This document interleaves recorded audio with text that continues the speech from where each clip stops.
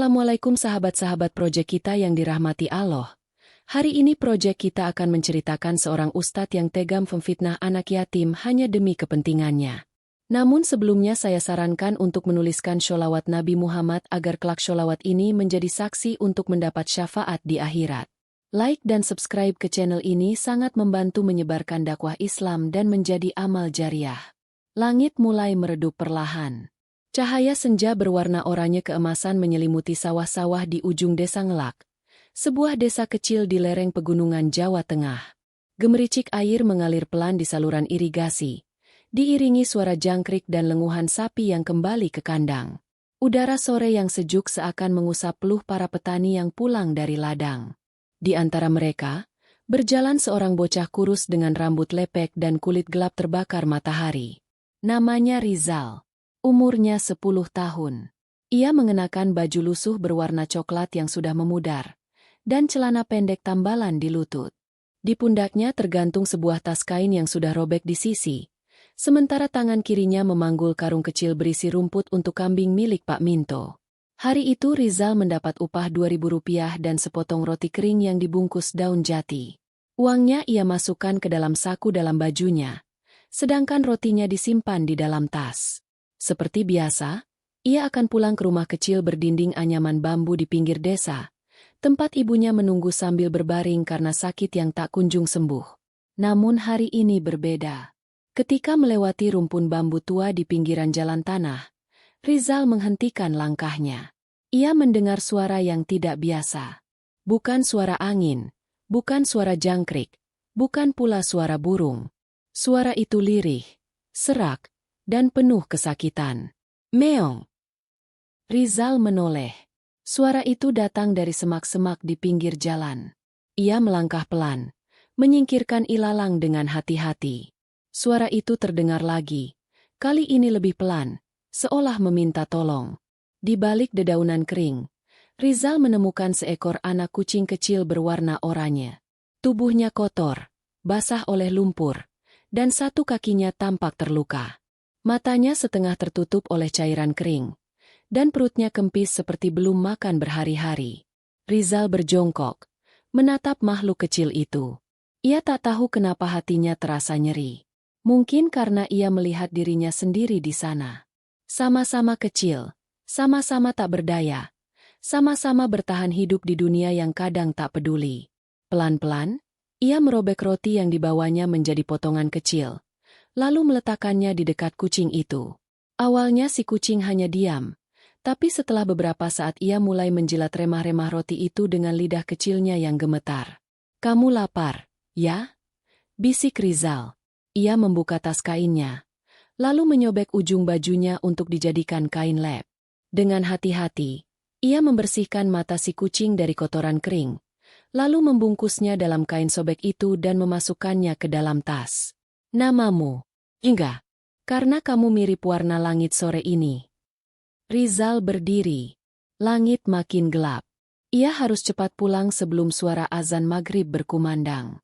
Jalan pulang masih jauh, tapi langkah Rizal terasa lebih ringan. Meski tubuhnya lelah dan kakinya pegal, hatinya hangat oleh kehadiran teman baru di dalam tas. Rumah Rizal terletak di pinggir desa, di dekat pohon beringin tua yang katanya angker. Tapi Rizal tak pernah takut. Ia sudah terbiasa tidur hanya berdua dengan ibunya, tanpa listrik, hanya diterangi lampu minyak dan suara jangkrik di luar dinding bambu. Sesampainya di rumah, Rizal langsung meletakkan tasnya di dekat dipan tempat ibunya berbaring. Ibunya, Bu Sari, menyambutnya dengan senyum lemah. "Kamu dari mana, Nak?" tanya Bu Sari, suaranya serak. "Ngasih makan kambing Pak Minto. Terus, nemu teman baru." Rizal membuka tasnya dan mengeluarkan si kucing perlahan. Bu Sari tersenyum ketika melihat makhluk kecil itu melengkung di atas kain sobekan, tertidur tenang. "Kasihan kamu bawa pulang, ya?" "Iya, Bu. Aku namai dia Jingga." Bu Sari mengangguk pelan.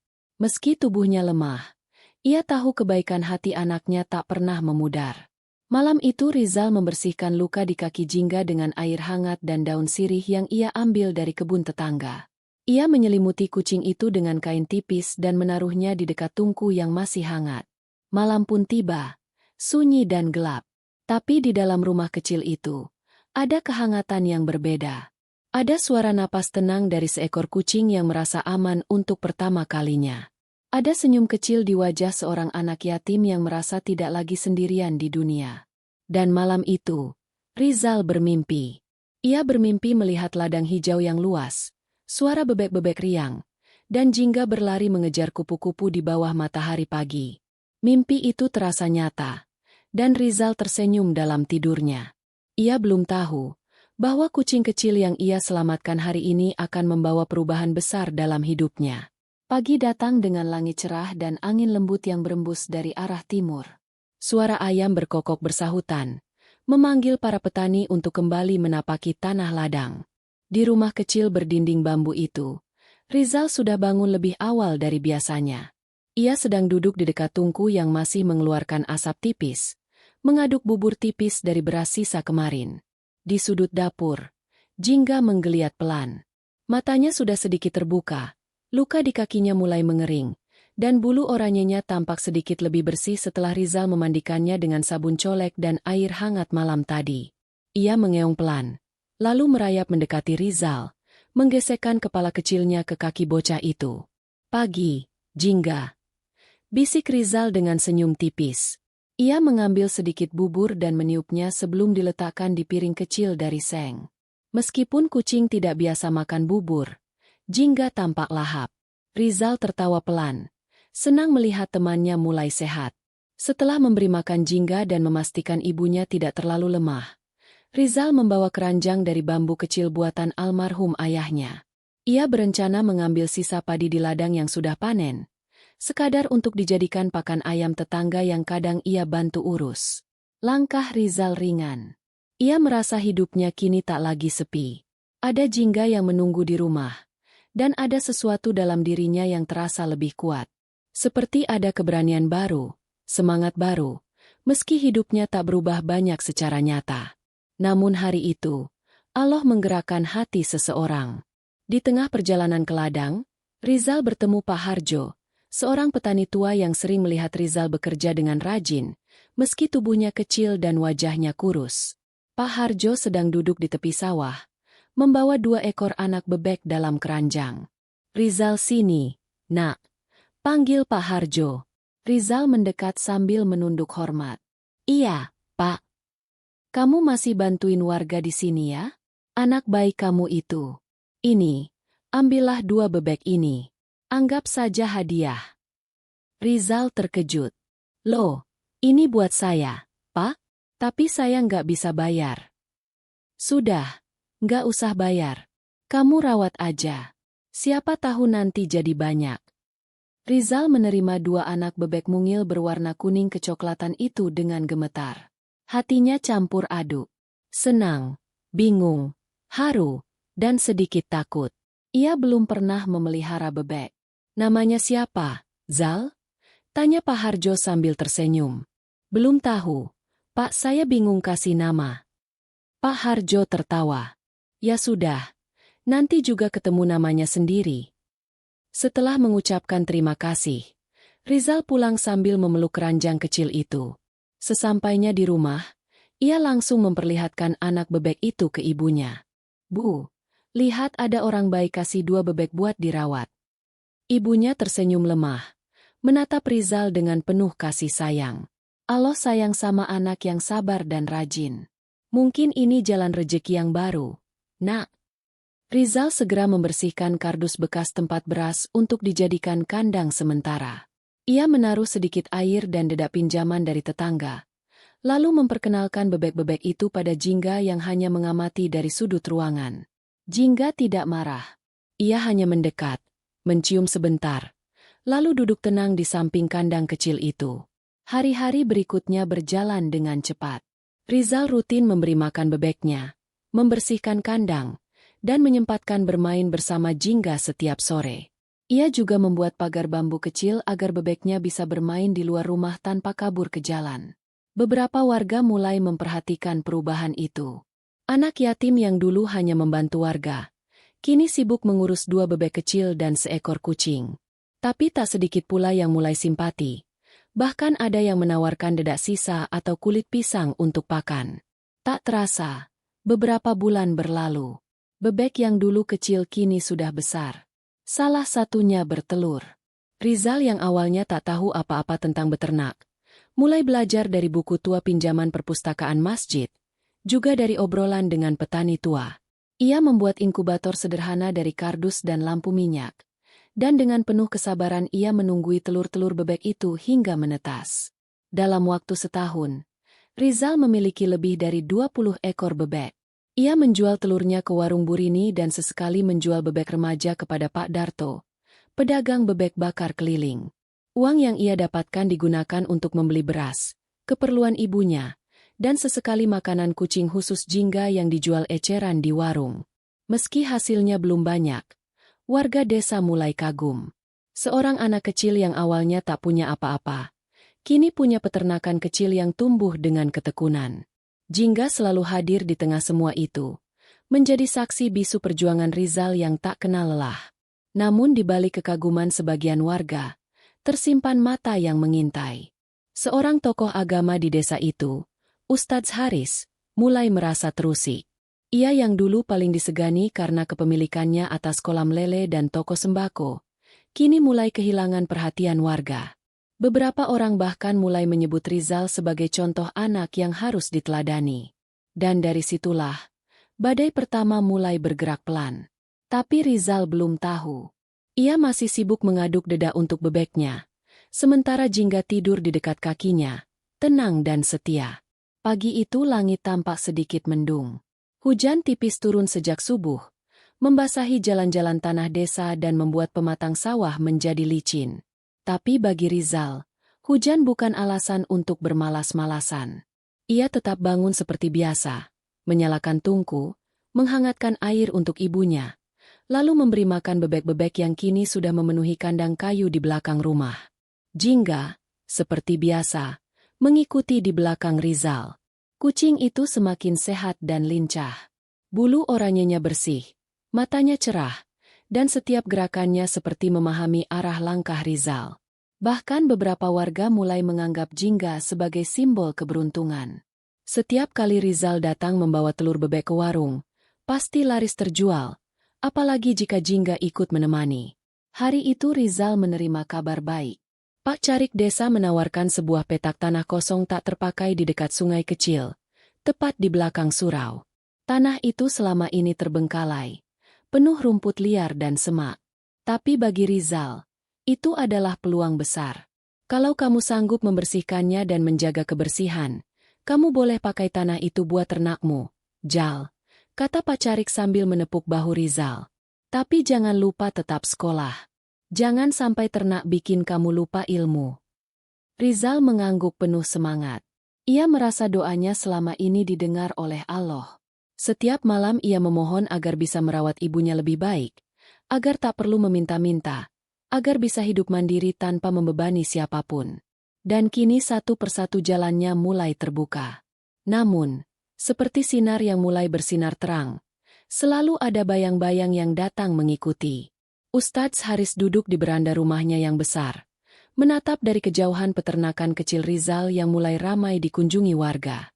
Ia menggenggam cangkir kopi yang sudah dingin, sementara wajahnya tampak tak senang. Ia merasa terganggu. Selama bertahun-tahun, Ustadz Haris adalah figur utama di desa.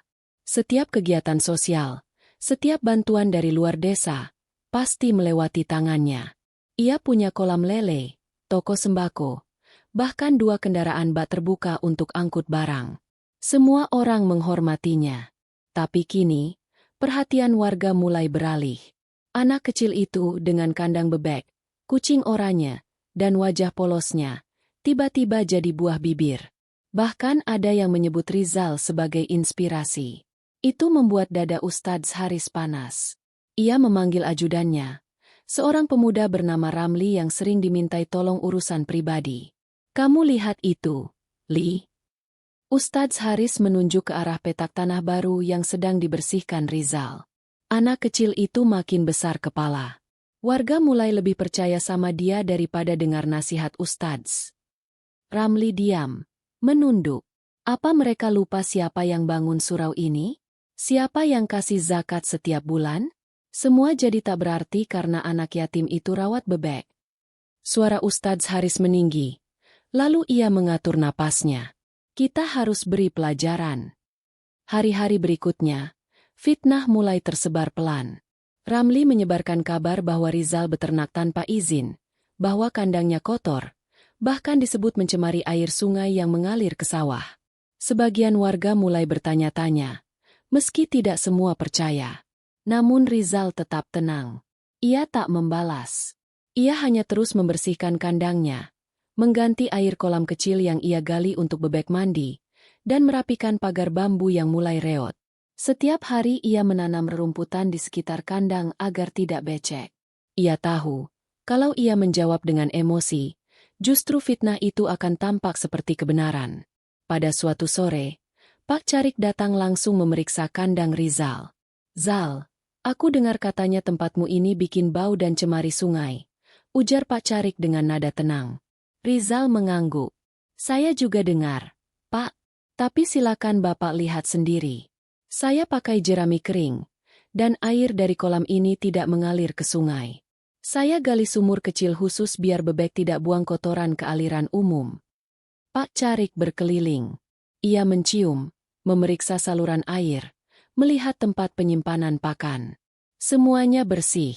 Bahkan lebih bersih dari kandang-kandang milik orang dewasa di desa sebelah. Pak Carik tersenyum. "Kamu jaga ini baik-baik ya, Jal." Fitnah itu tajam, tapi kebenaran lebih tahan lama. Jangan berhenti berbuat baik. Rizal hanya menunduk, lalu mengelus kepala jingga yang duduk di dekat kakinya. Namun tak berhenti di situ. Malam harinya, seekor bebek ditemukan mati. Rizal menemukan sisa makanan yang baunya aneh di dekat kandang. Ia tak ingin menuduh siapa-siapa, tapi nalurinya merasa ada yang tidak beres. Jingga pun terus mengeong gelisah malam itu, seperti mencoba memperingatkan sesuatu. Tapi Rizal tak goyah. Ia hanya menyimpan bebek yang mati, menguburkannya sendiri, lalu memperketat pagar. Ia menyadari, ujian sedang datang. Dan ia tahu, hanya orang yang sabar dan jujur yang bisa melewati badai. Di sisi lain desa, Ustadz Haris mendengar kegagalan rencananya dengan gusar. Ia mulai kehilangan simpati bahkan dari jamaah masjid. Beberapa mulai bertanya, mengapa justru seorang ustadz menyebar fitnah? Tapi Ustadz Haris tak mundur. Ia masih punya rencana yang lebih besar. Sementara itu, Rizal duduk di tepi kandangnya bersama Jingga. Malam mulai larut. Hujan turun rintik-rintik. Ia memeluk lututnya, tubuhnya lelah. Tapi hatinya tetap memuji Allah dalam diam. Di tengah ancaman dan tekanan, Rizal hanya punya satu senjata, ketulusan. Dan ia yakin, ketulusan tidak akan kalah dari kebencian, seberapa besar pun datangnya. Langit malam tampak gelap pekat. Tak ada bintang, tak ada rembulan. Angin bertiup kencang dari arah barat, membawa bau basah dari ladang yang baru saja dibajak. Daun-daun pisang di belakang rumah Rizal berderak-derak, seolah berbisik satu sama lain. Rizal belum tidur malam itu. Ia duduk di dekat kandang bebek, memegang lampu minyak yang redup nyalanya. Di dalam kandang, bebek-bebeknya tertidur dengan tenang. Sebagian mengeluarkan suara kecil saat bergerak di antara jerami kering. Di sisi Rizal, seperti biasa, Jingga duduk tenang, telinganya bergerak-gerak seiring suara malam. Rizal sedang cemas. 2 hari terakhir, 3 ekor bebeknya mati mendadak. Tidak ada luka, tidak ada bekas cakaran. Namun baunya aneh. Pakan dalam ember sempat berubah warna. Rizal mencurigai sesuatu. Tapi ia tak ingin menuduh tanpa bukti. Ia hanya memperketat keamanan. Ia membuat penutup kandang dari terpal bekas, dan menjaga sendiri hingga larut malam. Di tengah keheningan itu, tiba-tiba Jingga berdiri. Tubuhnya kaku, telinganya tegak, dan bulunya mengembang. Ia mengeong keras, tajam, bukan seperti biasanya. "Kenapa, Jingga?" bisik Rizal. Jingga melompat ke arah pagar belakang kandang, mengendus tanah, lalu mengeong lagi. Rizal mengangkat lampu minyak, menyorot ke arah belakang. Dan di sanalah ia melihatnya. Sosok gelap, bergerak cepat, meninggalkan pagar kandang. Rizal mengejar, namun orang itu sudah menghilang di balik semak-semak. Yang tertinggal hanyalah kantong plastik kecil di tanah, berbau menyengat seperti racun. Rizal memungutnya dengan hati-hati. Tangannya gemetar. Ia tahu, seseorang mencoba meracuni ternaknya. Bukan binatang liar.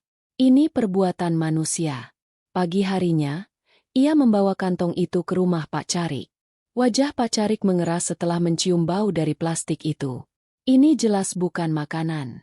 Ini racun tikus, ujar Pak Carik sambil menutup hidung. Siapapun yang menaruh ini jelas berniat jahat. Kabar upaya sabotase itu cepat menyebar. Warga desa mulai gelisah. Banyak yang marah dan bersimpati kepada Rizal. Namun tak semua. Di sisi lain, Ustadz Haris kembali menghembuskan isu lama, menyebut kejadian itu hanyalah drama untuk menarik perhatian. Apa ia anak sekecil itu mampu urus ternak sebanyak itu sendirian? Ucapnya dalam salah satu pengajian. Jangan-jangan ada bantuan dari jalan yang tidak terlihat. Beberapa orang terdiam. Tapi sebagian mulai meragukan ucapan Ustadz itu. Mereka tahu siapa Rizal.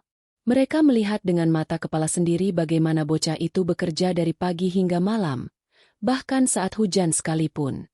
Di saat fitnah makin menyebar, Allah memberikan kejutan. Petugas dari Dinas Peternakan Kabupaten datang ke desa. Setelah mendengar kabar dari salah satu relawan pertanian yang pernah berkunjung ke peternakan Rizal. Mereka datang membawa kamera, buku catatan, dan rasa ingin tahu yang besar. Mana anak yang bernama Rizal? Tanya salah satu dari mereka. Warga yang berkumpul menunjukkan arah kandang di belakang surau. Rizal yang sedang memberi makan bebek-bebeknya kaget melihat rombongan itu. Ada apa, Pak? Tanyanya gugup. Salah satu petugas tersenyum ramah. Kami dengar kamu beternak sendiri dari kecil. Kami ingin lihat langsung. Boleh? Dengan gugup, Rizal mengangguk.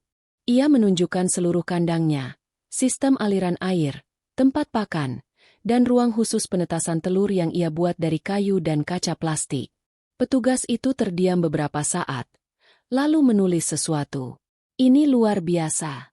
Tanpa pelatihan resmi, kamu sudah menerapkan sistem sanitasi yang baik, bahkan lebih bersih dari peternakan orang dewasa yang pernah kami datangi. Warga yang menyaksikan ikut kagum, termasuk Pak RT dan beberapa ibu-ibu yang sebelumnya sempat ragu. Kami ingin menjadikan tempat ini sebagai percontohan peternakan skala rumah tangga. Boleh, ya?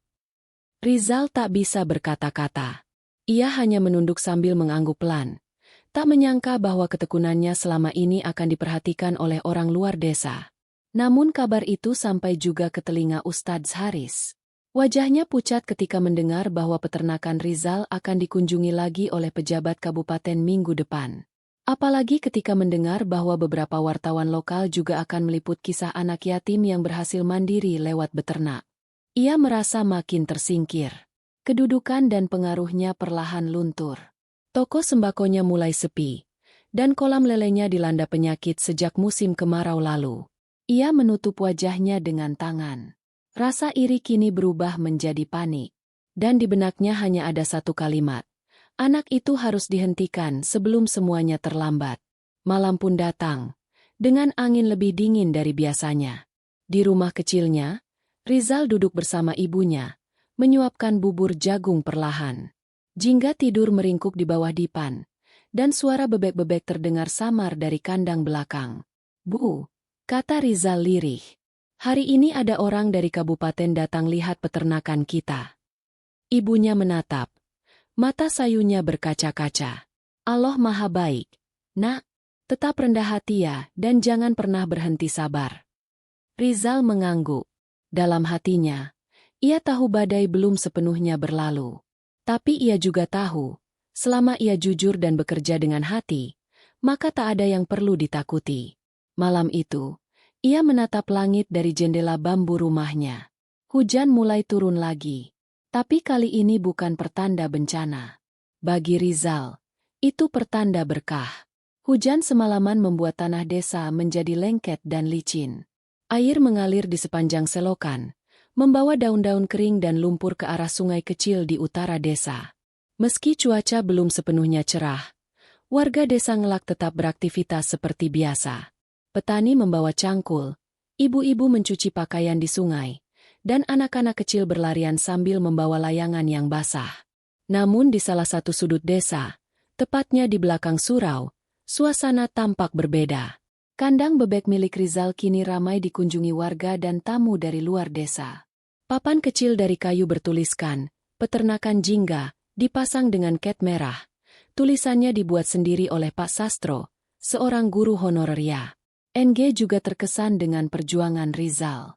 Rizal berdiri dengan malu-malu di dekat kandangnya, mengenakan baju batik lengan panjang yang dipinjami oleh Pak RT. Di sebelahnya, ibunya duduk di kursi rotan, dibantu oleh beberapa ibu-ibu yang menuntunnya keluar rumah untuk menyaksikan acara kecil yang tak disangka-sangka itu. Jingga duduk di bawah kaki kursi, matanya awas memandangi kerumunan. Petugas dari kabupaten berbicara di depan warga, menyampaikan bahwa peternakan Rizal menjadi inspirasi dan akan dijadikan model pelatihan bagi anak-anak muda desa. Mereka bahkan berjanji akan mengirim bantuan berupa pakan, vaksin, dan pelatihan sederhana agar peternakan bisa terus berkembang. Ini bukan hanya soal bebek, kata salah satu pejabat perempuan yang hadir. Ini tentang keberanian dan harapan. Warga bertepuk tangan. Beberapa bahkan menitikan air mata. Tak ada yang menyangka anak kecil yang dulu hanya pembantu serabutan kini berdiri di tengah-tengah mereka sebagai lambang ketekunan. Namun di kejauhan, di balik jendela rumah besar bercat hijau di sisi barat desa, Ustadz Haris mengamati semua itu dengan rahang mengatup dan tangan mengepal. Ia tidak datang. Ia memilih menyendiri, memandang dengan mata yang gelap oleh amarah. Ia merasa dipermalukan. Semakin hari, namanya jarang disebut. Khotbahnya tak lagi dipenuhi jamaah seperti dulu. Bahkan toko sembako miliknya kini kalah bersaing dengan warung-warung kecil yang dibantu oleh pemuda desa melalui koperasi baru yang diawali dari inisiatif warga setelah melihat semangat Rizal. Dan pagi itu, ketika melihat papan bertuliskan, "Peternakan Jingga," ia merasa seolah seluruh desa sedang menertawakannya. Ini tidak bisa dibiarkan, gumamnya lirih. Hari berikutnya, Ustadz Haris memanggil Ramli ke rumah. Wajahnya penuh tekanan. Di tangannya, ada segenggam uang pecahan 50 ribuan. "Aku ingin kamu hancurkan kandangnya malam ini," ucapnya dingin. "Jangan pakai racun lagi. Buat saja terlihat seperti kecelakaan. Kayu lapuk, atau tertimpa pohon. Apa saja. Yang penting hancur." Ramli terdiam. Matanya memandangi uang itu, lalu menatap wajah Ustadz Haris yang penuh dendam. Ia ragu. Tapi sudah terlalu banyak utang budi. Malam itu, angin bertiup kencang. Langit mendung. Tak ada bintang. Ramli menyelinap membawa golok kecil dan tali tambang. Rencananya sederhana. Ia akan mengikat salah satu tiang kandang dengan tali ke pohon jambu di dekatnya, lalu menarik kuat hingga roboh. Jika beruntung, robohan kandang bisa mematikan beberapa bebek dan mengacaukan seluruh sistem. Namun yang tidak ia sangka, Jingga tidak tidur malam itu. Kucing oranye itu mendengar suara ranting yang patah, lalu mencium bau asing di sekitar kandang. Ia mengeong keras, berlari ke arah rumah, dan menggaruk pintu bambu kamar Rizal. Rizal terbangun. Ia tahu suara itu. Jingga tidak pernah bersikap seperti itu kecuali terjadi sesuatu. Tanpa menunda, ia menyambar lampu senter dan berlari keluar. Saat itulah ia melihat sosok gelap sedang menarik sesuatu dari belakang kandang. "Hei!" teriak Rizal. Sosok itu panik, melepas tali, lalu kabur ke arah jalan sempit di antara ladang. Rizal tidak mengejar. Ia hanya memeluk Jingga, lalu memeriksa kandangnya. Salah satu tiang hampir roboh. Tali tambang masih tergantung. Tidak ada bebek yang terluka, tapi jelas niat jahat itu nyata. Keesokan harinya, Rizal melapor ke Pak Cari. Warga segera berkumpul. Tali itu diperiksa, jejak kaki dilihat, dan arah lari pelaku ditelusuri. Beberapa warga bersaksi melihat seseorang berlari melewati kebun pisang milik Bu Raminah. Sosok itu dikenal Ramli. Ketika Ramli ditangkap dan diinterogasi, ia akhirnya mengaku. Ia tidak bisa menahan tekanan batin. Ia menyebut nama Ustadz Haris sebagai dalang di balik semua itu. Desa gempar. Nama Ustadz Haris yang selama ini dihormati tiba-tiba jatuh. Warga kecewa. Bahkan para pengurus masjid yang selama ini membelanya mulai diam, tak bisa berkata-kata. Ustadz Haris dipanggil oleh aparat desa. Di hadapan banyak orang, ia menyangkal dengan marah. Tapi tak ada yang percaya. Ia ditinggalkan, bahkan tokonya ditutup warga karena dianggap tidak layak lagi dipercaya. Kolam lelenya ditinggal pembeli, dan para pekerjanya memilih keluar karena malu bekerja pada orang yang tega menjatuhkan anak kecil demi rasa iri. Sementara itu, Rizal tak membalas dengan kebencian. Ia hanya berkata lirih ketika diminta komentar oleh warga. Saya hanya ingin merawat bebek, Bu. Saya nggak ingin siapa-siapa rugi. Saya cuma ingin ibu bisa makan cukup. Warga terdiam. Dan sejak saat itu, nama Rizal benar-benar melekat di hati mereka. Bukan karena keberhasilannya memelihara bebek, tapi karena kemampuannya menjaga hati, meski dihancurkan berkali-kali. Dan Jingga, kucing oranye yang dulu ditemukan di semak-semak, tetap menjadi penjaga setia. Ia duduk setiap malam di ujung kandang, memandangi jalan kecil di balik surau, seolah siap mengeong kapan saja bila bahaya datang. Sudah 2 minggu sejak malam gelap itu. Warga desa Ngelak masih membicarakan apa yang terjadi dengan nada heran, marah, dan sekaligus lega. Nama Ustadz Haris perlahan memudar dari pembicaraan sehari-hari. Toko sembako miliknya masih tertutup, gemboknya berkarat, dan halaman rumahnya kini lebih sering dipenuhi daun kering daripada jejak tamu. Sementara itu, kandang bebek Rizal justru makin ramai. Tidak hanya warga desa, beberapa orang dari desa lain pun mulai datang. Mereka ingin belajar cara membuat kandang sederhana, bertanya tentang pakan. Bahkan ada yang datang hanya untuk melihat sendiri anak kecil yang bertahan meski dihadang kebencian dan fitnah. Rizal menyambut mereka dengan tenang. Ia tidak banyak bicara, tapi wajahnya selalu sopan dan ramah. Ia tidak pernah memamerkan apapun. Bahkan saat ditanya bagaimana ia bisa tetap tegar, jawabannya selalu sama. Saya cuma ingin ibu bisa makan. Kalau bisa, besok ada tetangga lain yang juga bisa beternak. Biar kita semua bisa mandiri. Kata-katanya sederhana, tapi langsung menusuk hati banyak orang. Salah satu yang datang ke peternakan kecil itu adalah Pak Hadi, seorang petani dari desa sebelah yang sudah lama ingin beternak tapi tak punya cukup modal. Ia membawa 2 ekor bebek miliknya yang kurus dan tak bertelur lagi. Saya mau belajar, Nak Rizal, katanya sambil tersenyum malu. Boleh ya? Rizal hanya mengangguk. Lalu menunjukkan kandangnya, tempat pakan, dan menjelaskan rutinitas hariannya. Ia bahkan memberikan sedikit dedak yang ia campur dengan daun pepaya muda, racikan yang ia pelajari dari buku tua milik Pak Guru Sastro. Tak lama, Pak Hadi pulang dengan semangat baru. Dan beberapa hari kemudian, giliran Pak Harto, Bu Jum, dan 2 pemuda pengangguran yang datang. Peternakan Rizal perlahan berubah dari sekadar kandang kecil menjadi tempat belajar, tempat berkumpul, dan tempat berbagi ilmu. Namun di balik semua itu, Rizal tetaplah Rizal. Ia masih bangun sebelum subuh, membantu ibunya ke kamar mandi, menyapu halaman, memberi makan bebek, dan menyapu lantai rumah bambunya yang mulai rapuh. Jingga selalu mengikutinya kemanapun. Kadang duduk di atas ember pakan, kadang mengawasi dari atas pagar kandang, seolah menjadi pengawas utama dari semua kegiatan. Pada suatu sore, setelah memberi makan bebek dan mengganti jerami di dalam kandang, Rizal duduk di dekat surau. Ia memandangi langit yang mulai memerah, seperti dulu saat ia menemukan Jingga di semak-semak. Pak Carik duduk di sebelahnya, membawa 2 gelas kecil berisi teh manis. Kamu tahu nggak, Zal? Ujar Pak Carik sambil menyeruput teh. Dulu waktu kamu pertama kali bawa kucing itu, banyak orang bilang kamu aneh. Masa anak kecil miskin malah ngurusin kucing? Rizal tersenyum pelan. Saya juga nggak tahu kenapa saya nolong dia waktu itu. Pak, Rasanya cuma nggak tega. Pak Carik mengangguk.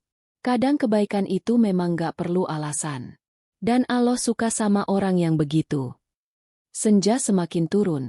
Angin sore membawa harum tanah basah dari ladang. Dari kejauhan terdengar suara bebek-bebek yang mulai masuk ke dalam kandang, seolah tahu bahwa hari hampir berakhir. Suasana damai, penuh ketenangan yang sederhana. Namun malam itu, ketenangan itu diganggu oleh sebuah kabar. Pak Sastro datang ke rumah Rizal sambil membawa surat. Wajahnya serius, tapi sorot matanya memancarkan semangat. "Zal, kamu diundang ke kabupaten minggu depan," katanya sambil menyodorkan surat berkop resmi. "Kamu diminta jadi pembicara di acara pelatihan usaha kecil. Banyak anak muda yang mau dengar langsung cerita kamu." Rizal membacanya pelan, lalu menatap wajah ibunya. Ia tampak bingung. "Saya? Bicara di depan orang-orang, Pak?" Pak Sastro tertawa kecil. "Iya, kamu. Jangan takut. Ceritakan aja seperti kamu cerita ke saya dulu. Nggak usah pakai bahasa tinggi-tinggi." Ibunya memegang tangan Rizal, lalu berkata dengan suara pelan. "Nak, Allah nggak akan pilih kamu kalau kamu nggak mampu. Mungkin ini rejeki yang lebih besar dari telur-telur bebek itu." Beberapa hari berikutnya, Rizal bersiap. Ia dilatih oleh Bu Rini dan Pak Guru Sastro cara berbicara di depan umum. Ia diajari menata kata, menyusun cerita, dan menjawab pertanyaan. Meski gugup, Rizal mengikuti semuanya dengan tekun. Akhirnya hari itu tiba. Rizal diantar oleh Pak Carik dan beberapa warga menggunakan mobil pinjaman milik koperasi desa. Ia mengenakan baju batik bersih, celana panjang, dan sepatu yang ia pinjam dari anak Pak RT. Di pangkuannya, Jingga duduk dengan tenang dalam keranjang kecil, ikut menemani kemanapun Rizal pergi. Acara berlangsung di sebuah aula besar. Di sana, puluhan peserta dari berbagai desa hadir. Mereka duduk sambil membawa buku catatan. Sebagian mengangkat ponsel untuk merekam. Ketika nama Rizal dipanggil, ruangan menjadi hening.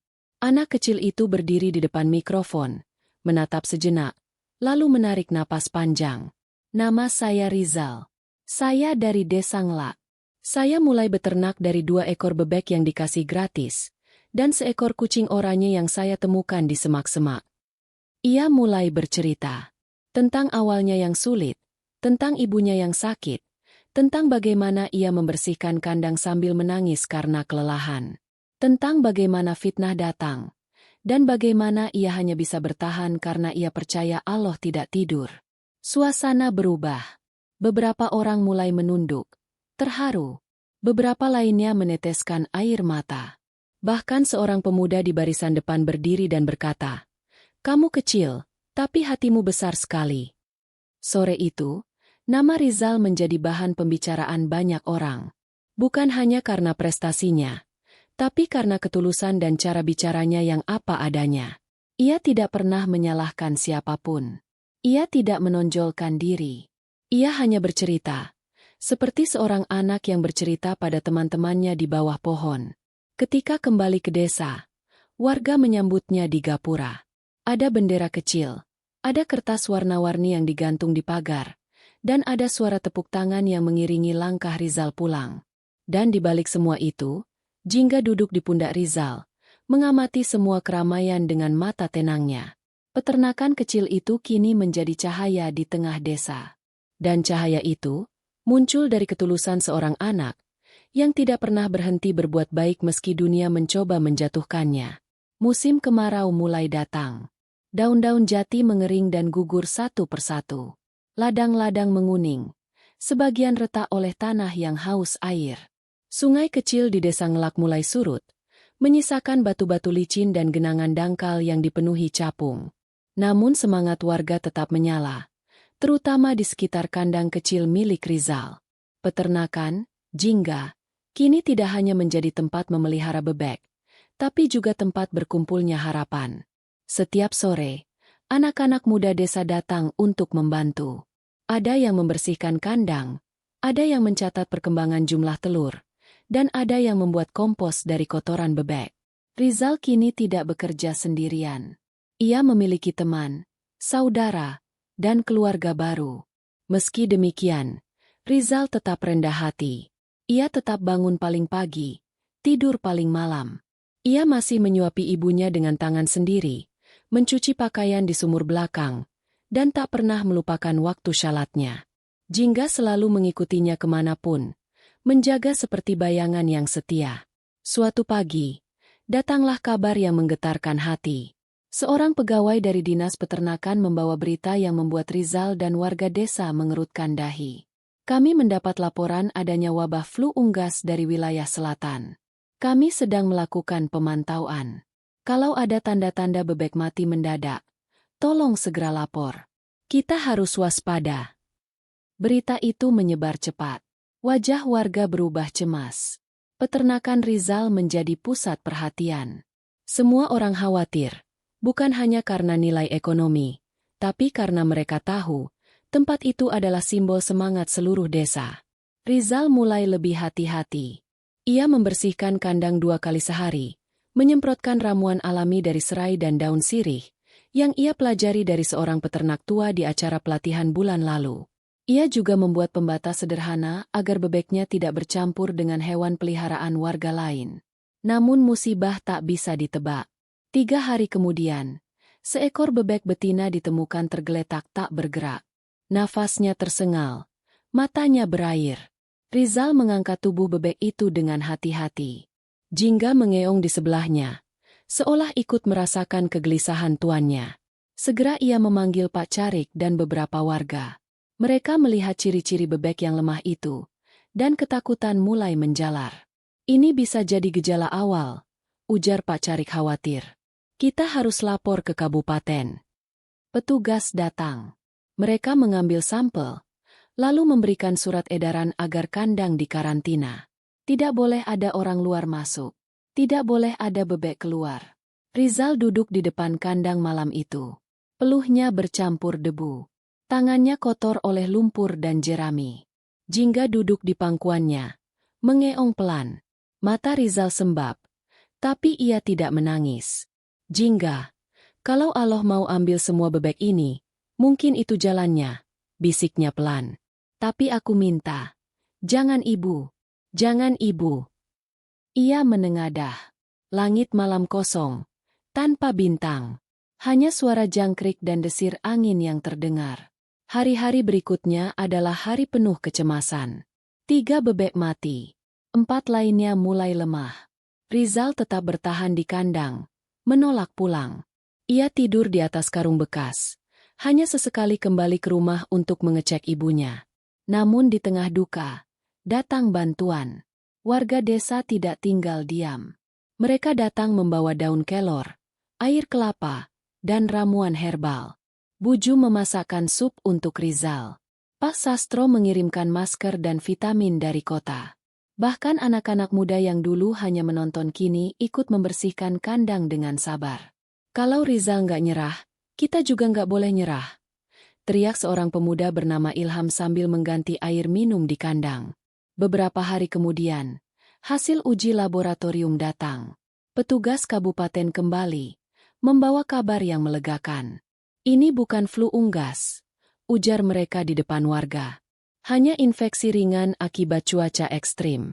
Kami akan bantu pengobatan dan nutrisi. Bebek-bebek Rizal bisa diselamatkan. Desa meledak dalam sorak dan takbir. Rizal terduduk lemas.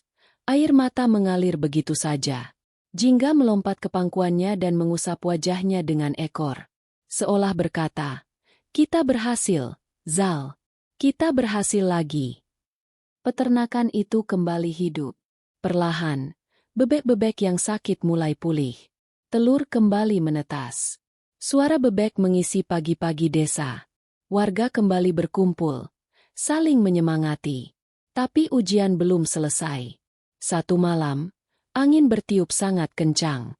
Langit mendung, petir menyambar-nyambar. Hujan turun deras, mengguyur atap bambu, menerobos celah dinding rumah-rumah tua. Petir menyambar pohon jati besar di belakang rumah Pak Darto. Pohon itu tumbang, menimpa sebagian pagar kandang Rizal. Meski tidak banyak merusak, Namun suara petir yang menggelegar membuat seluruh bebek panik. Mereka berlarian, saling menabrak, menimbulkan kekacauan. Rizal yang sedang memeriksa atap rumahnya langsung berlari ke kandang. Ia menyusup masuk ke dalam kandang yang sudah tergenang air. Jingga mengeong dari pinggir pagar. Tidak berani masuk karena kilatan cahaya yang terus menyambar-nyambar. Rizal berteriak, mencoba menenangkan bebek-bebeknya. Ia mengangkat satu persatu ke tempat yang lebih kering, menggiring dengan tongkat kecil, dan menambal celah-celah pagar yang jebol. Ia tidak peduli dingin atau basah. Baginya, kandang itu bukan sekadar tempat beternak, itu rumah harapan. Pagi harinya, warga datang membantu. Mereka memperbaiki pagar, membersihkan lumpur, dan memberi makanan tambahan untuk bebek-bebek yang stres.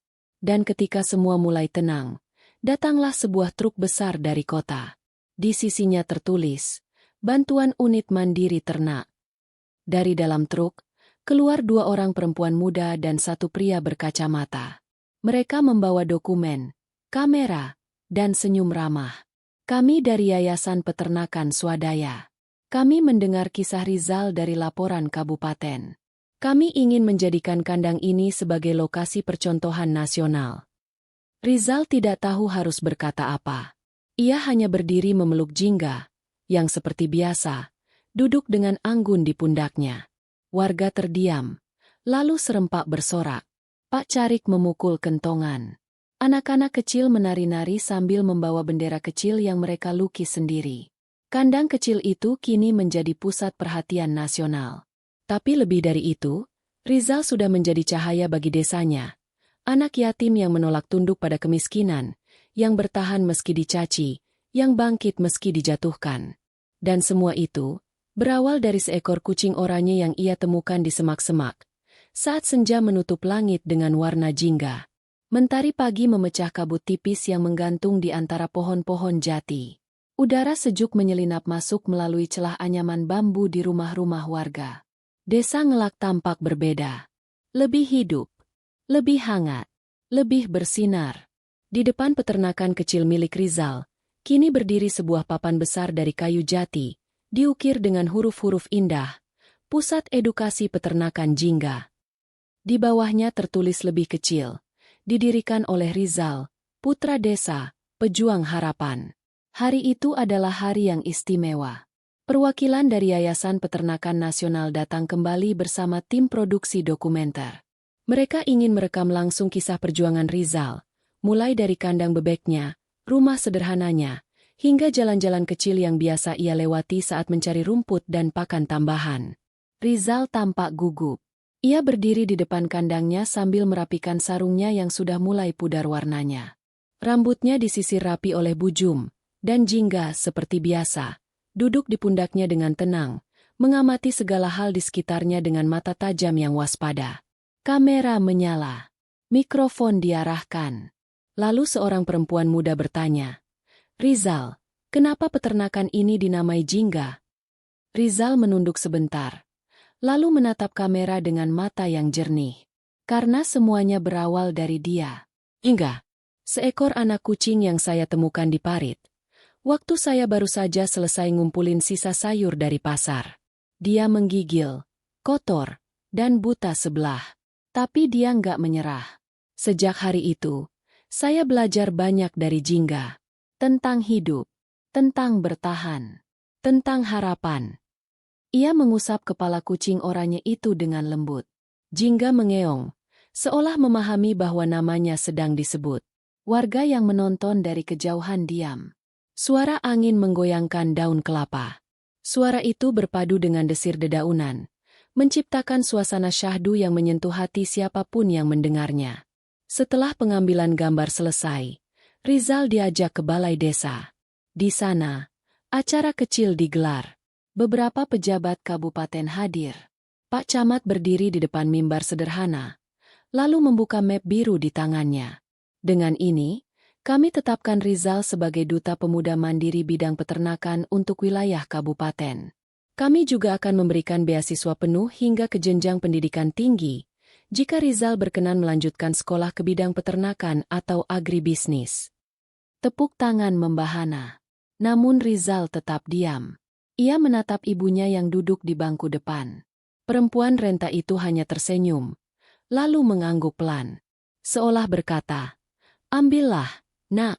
Ini semua bukan hanya milikmu, tapi milik semua yang pernah merasa kecil dan tak berdaya." Rizal berdiri, lalu maju ke mimbar.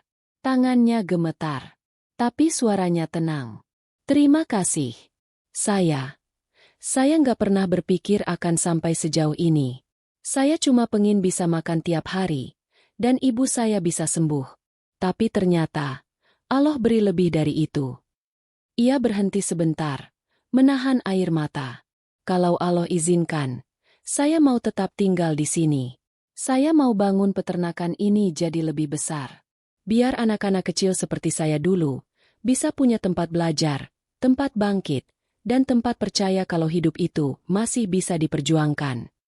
Tepuk tangan meledak lagi. Beberapa ibu-ibu menyeka air mata. Pak RT memeluk Rizal, dan Jingga, yang kini duduk di meja, hanya menatap tuannya dengan tenang, lalu menjilat kakinya sendiri, seperti biasa. Hari-hari setelah itu berjalan lebih cepat dari biasanya. Banyak tamu datang ke desa Ngelak. Mereka ingin melihat langsung peternakan Jingga, ingin bertemu dengan Rizal, dan belajar bagaimana ia membalik takdirnya. Beberapa membawa donasi, beberapa membawa ilmu, dan beberapa bahkan mengajak kerjasama untuk memasarkan telur dan daging bebek hasil ternak Rizal. Namun Rizal tetap sederhana. Ia tetap mengenakan baju lusuh, tetap bangun sebelum subuh, tetap membersihkan kandang sendiri.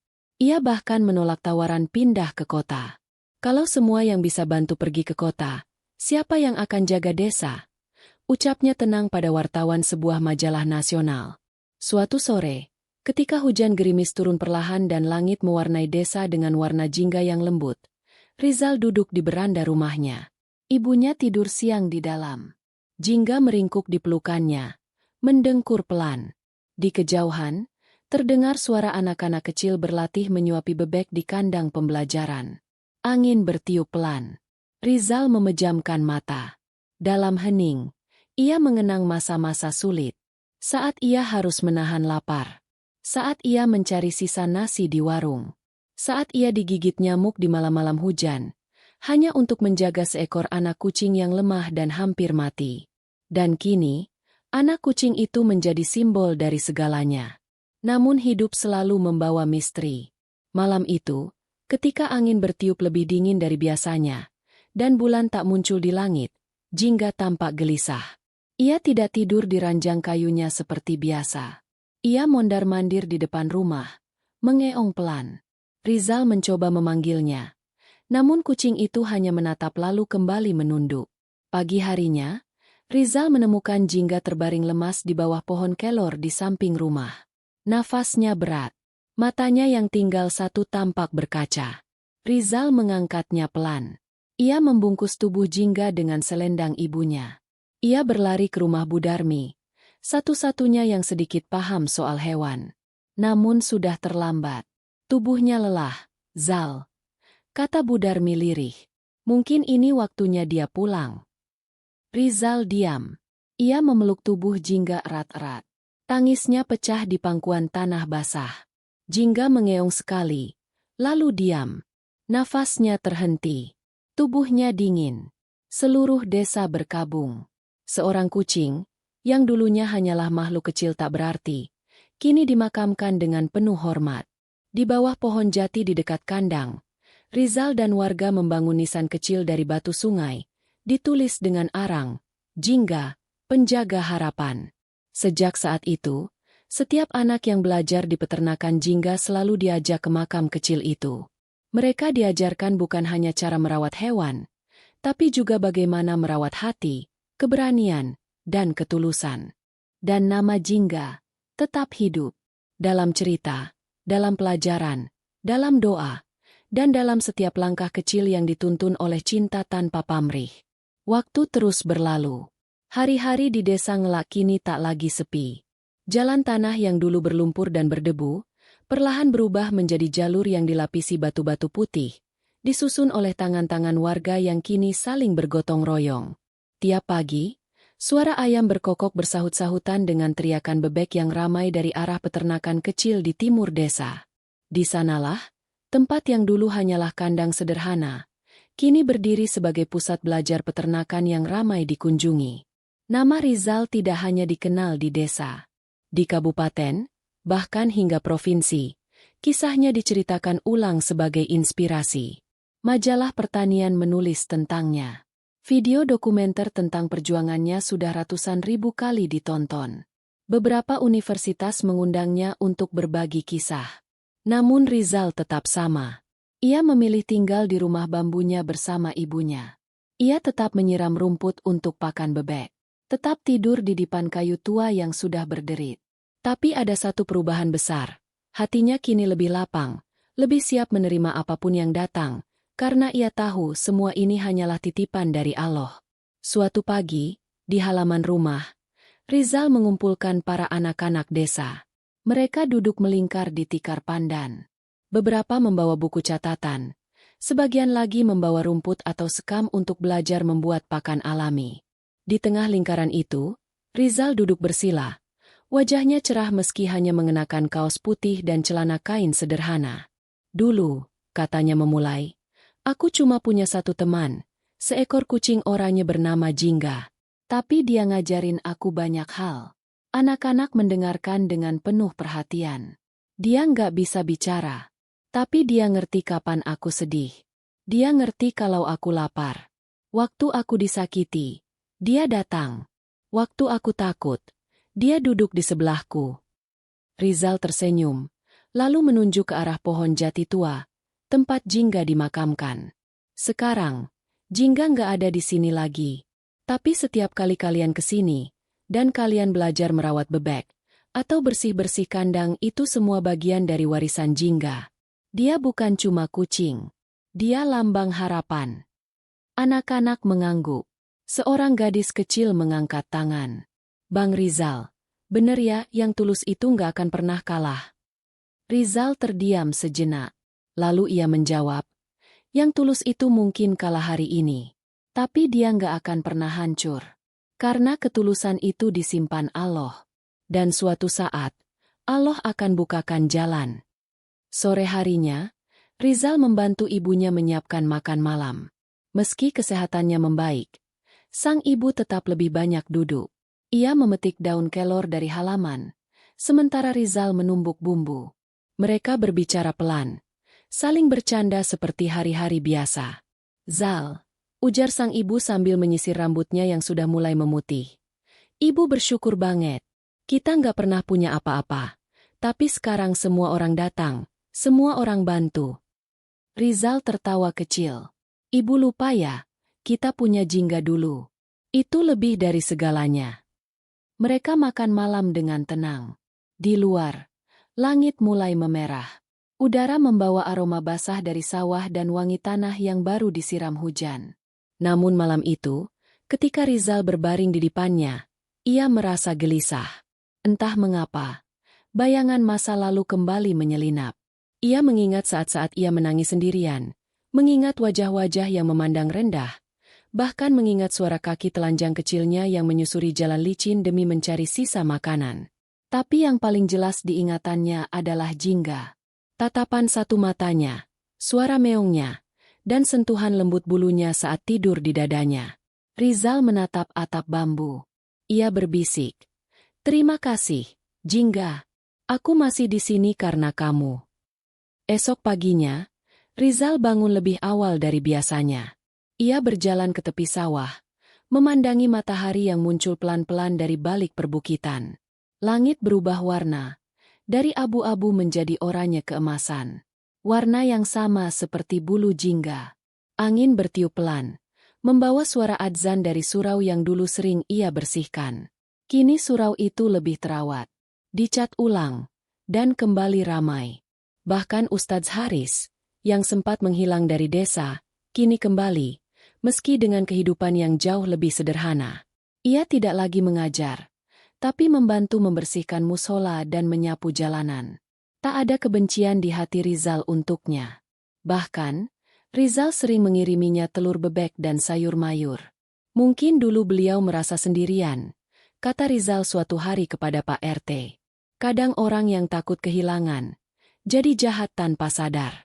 Tapi kita semua bisa berubah, kan, Pak? Pak RT menepuk bahu Rizal dan mengangguk. Kamu bukan hanya hebat, Zal. Kamu juga bijak. Hari-hari terus bergulir. Peternakan jingga berkembang menjadi pusat pembelajaran. Anak-anak desa punya tempat untuk bermimpi. Bahkan beberapa pemuda dari desa tetangga datang setiap minggu untuk belajar membuat kandang, membuat pakan, dan memulai usaha sendiri. Rizal tidak pernah menarik biaya. Ia hanya meminta satu hal dari mereka. Ajarkan lagi pada yang lain, kalau kalian sudah bisa. Dan permintaan itu dikabulkan. Dalam waktu 2 tahun, jaringan peternakan kecil berbasis desa mulai tumbuh di sekitar wilayah kabupaten. Setiap peternakan memiliki satu nama yang sama di pintunya, Cabang Jingga. Pada ulang tahun Rizal yang ke-13, warga desa mengadakan acara kecil. Mereka membawa tumpeng, telur rebus, sayur asem, dan sate bebek buatan Pak Kumis. Di tengah-tengah acara, seorang guru dari kota memberikan kejutan. Rizal, katanya sambil membuka sebuah amplop, kami dari Yayasan Pendidikan Rakyat ingin memberikan kamu beasiswa penuh untuk sekolah di kota. Sekolah peternakan terbaik, dengan fasilitas lengkap. Kamu bisa belajar lebih banyak, lalu kembali membangun desa lebih besar. Rizal terdiam. Matanya mencari wajah ibunya di antara kerumunan. Sang ibu tersenyum, lalu mengangguk pelan. Maka dengan suara mantap, Rizal menjawab, saya akan pergi, tapi nanti saya akan kembali. Karena desa ini, karena Jingga, karena semua ini, adalah tempat di mana mimpi pertama saya lahir. Tepuk tangan menggema. Anak-anak menari. Para ibu-ibu menyalakan lampu minyak. Langit malam berubah menjadi panggung kecil bagi bintang-bintang. Dan di antara bintang itu, satu cahaya kecil berwarna jingga bersinar paling terang. Sahabat semua, kisah yang telah kita dengarkan barusan bukanlah sekadar cerita tentang seorang anak yatim dan seekor kucing kecil. Ini adalah perjalanan hati. Tentang bagaimana seseorang yang tampaknya tidak punya apa-apa, justru mampu memberikan cahaya bagi sekelilingnya. Dari Rizal, kita belajar bahwa harapan bisa tumbuh di tempat yang paling sederhana. Dan bahwa ketulusan, walaupun tak bersuara, akan selalu menemukan jalannya untuk menyentuh hati manusia. Rizal hanyalah seorang anak desa. Ia tak punya kekayaan, tak punya nama besar, bahkan tak punya ayah untuk membimbing langkah-langkahnya. Tapi satu hal yang ia miliki, dan tak semua orang memilikinya, adalah ketulusan niat. Ia tidak menolong untuk dipuji. Ia tidak merawat hewan demi imbalan. Ia tidak melawan fitnah untuk membalas. Ia hanya hidup dengan penuh kejujuran dan harapan. Dan dari sanalah Allah bukakan jalannya. Kisah ini adalah pengingat bagi kita semua, bahwa ujian dan cobaan dalam hidup bukanlah tanda bahwa Allah membenci kita. Justru sebaliknya, seperti yang tertulis dalam surat Al-Baqarah ayat 286. La yukallifullahu nafsan illa wus'aha. Laha ema kasabat wa alaya maktasabat. Allah tidak membebani seseorang melainkan sesuai dengan kesanggupannya. Dia mendapat pahala dari kebajikan yang dikerjakannya dan mendapat siksa dari kejahatan yang diperbuatnya. Rizal tidak pernah diberi cobaan di luar batas kemampuannya. Ia kehilangan ayah di usia dini, harus hidup miskin, mengurus ibu yang sakit, dan menanggung ejekan serta fitnah. Tapi dari semua itu, ia justru menjadi lebih kuat. Dan bukankah Allah telah berjanji dalam surat Al-Insyirah ayat 6? Inna ma'al usri yusro. Sesungguhnya bersama kesulitan itu ada kemudahan. Dan kemudahan itu datang bukan dalam bentuk emas atau tahta, tapi dalam bentuk seekor anak kucing yang seolah biasa saja. Namun disitulah rahmat Allah hadir, dengan cara yang tak selalu kita pahami. Jingga bukan hanya kucing. Ia adalah teman. Ia adalah penjaga. Ia adalah awal dari perubahan besar dalam hidup Rizal. Dalam kehidupan kita, bisa jadi jingga hadir dalam wujud lain. Mungkin dalam bentuk orang asing yang menolong di saat genting. Mungkin dalam bentuk tetesan air mata yang menyadarkan kita. Atau bahkan dalam bentuk kehilangan, yang akhirnya membawa kita lebih dekat kepada Allah. Sahabat semua, kita juga belajar bahwa membalas keburukan dengan kebaikan adalah kemuliaan sejati. Rizal difitnah, dijatuhkan, bahkan hendak dihancurkan. Tapi ia memilih diam, bersabar, dan terus berbuat baik. Dan lihatlah, bagaimana Allah membalikan keadaan. Yang dulu menghina, akhirnya tersungkur oleh keserakahannya sendiri. Dan yang dulu direndahkan, kini berdiri menjadi cahaya di tengah desa. Bukankah Allah telah berfirman dalam surat Fussilat ayat 34?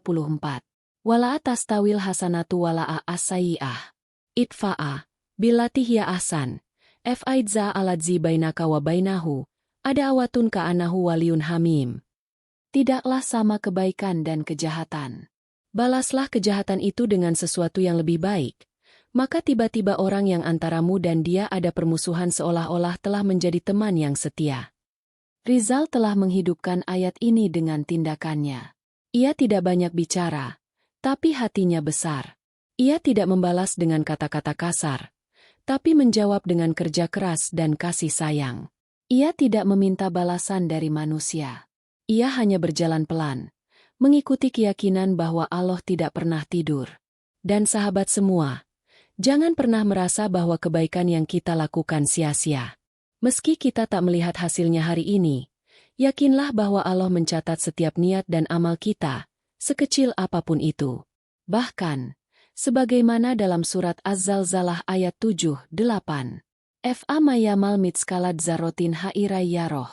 Wa mayamal mitskalat zarotin syarai yaroh. Maka barang siapa mengerjakan kebaikan seberat zarah pun, niscaya dia akan melihat balasannya. Dan barang siapa mengerjakan kejahatan seberat zarah pun, niscaya dia akan melihat balasannya pula. Kisah ini, sahabat semua, bukanlah kisah nyata. Ini adalah cerita fiktif, yang ditulis sedemikian rupa agar terasa dekat, hidup, dan seolah benar-benar terjadi. Kami ingin agar dari cerita ini, kita bisa mengambil hikmah dan pelajaran, bukan sekadar menikmati alur cerita.